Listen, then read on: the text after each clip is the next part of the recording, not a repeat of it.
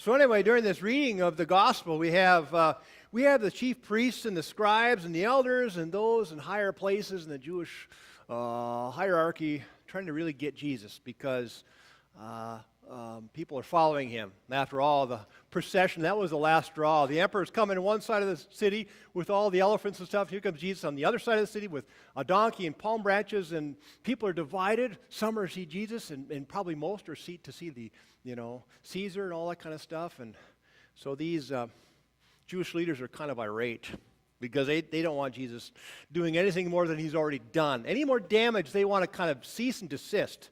So they send him up, but they can't kill him themselves because their law doesn't permit it. But they send him to the Romans to see if they could kill him off. So that's what they do. They have this grand plan. They don't want to make Jesus a martyr. They just want to show to everybody in the countryside that when you mess with us, this is what happens to you. The worst punishment possible, the most disgraceful, degrading is to be hung on a cross and just hang there for days until you suffocate. Well, things don't always happen the way we planned, does it? They didn't foresee a lot of things. They just saw a quick and easy death. Done with Jesus, that's end of story. We can go on our way now. We can continue doing what we have always done. Back in 1994, you remember Nelson Mandela was in prison for 27 years in South Africa by the apartheid for whatever causes. And 2 years later, in 1994, he ran for president, was elected president of South Africa. Wow, this is a victory for all the blacks in South Africa. Apartheid can just be wiped off the face of they're the minority. Let's just get rid of them completely. Let's take over everything they've ever done. Let's take over banks. Let's take over whatever else that they're in charge of, and let's run our own country, shall we? Well, Nelson Mandela had a different bent on this whole thing. After 27 years of going through, I'm sure, bitterness and anger, and finally resolved in some of his own things in his mind, came to peaceful resolutions about his captors and about life in general and his faith. The story goes with the rugby team. I say that because I really love the movie Invictus by Clint Eastwood, the soccer team, or the rugby team in South Africa. Nelson Mandela kept them on, kept the name, kept the flag of this apartheid mainly white rugby team.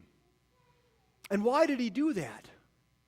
He wanted to make sure that everyone was included in this new freedom of South Africa. Freedom didn't mean just for the blacks. Freedom meant for everyone.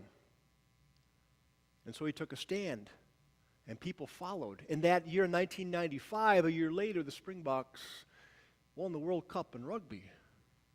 A symbol of this man's, what do I want to say? Restitution, bringing the country together in ways they didn't expect. The blacks hired him in, or called him, or elected him so that they would have their way and they would just be able to just get rid of the whites. But once he was in office, surprise, everybody is starting to unite, blacks and whites and other people together. They at least expected that. Now, the chief priests and the elders and the scribes who were going to take Jesus, put him on public display, public disgrace, be done with it, dead, over, we can wipe our hands. But wait a minute, wait. They put him before Pilate, but yet Pilate, when he questioned him, Pilate said, what has he done wrong? I don't see anything that he's done wrong here. So you've got this Roman citizen who's starting to get a little bit of Jesus' influence, if you could call it that.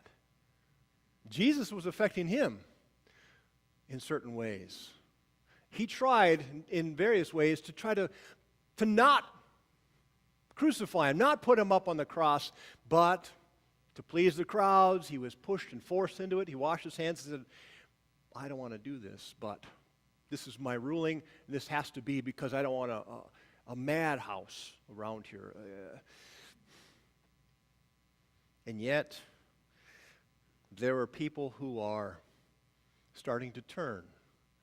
Jesus is brought up before the Romans and the Roman soldiers and others, and they're seeing with this person, Jesus, who he is, and a little bit of what he does and what he stands for, and they're starting to get a little bit of thought in their mind, a little bit of Jesus' influence in their lives.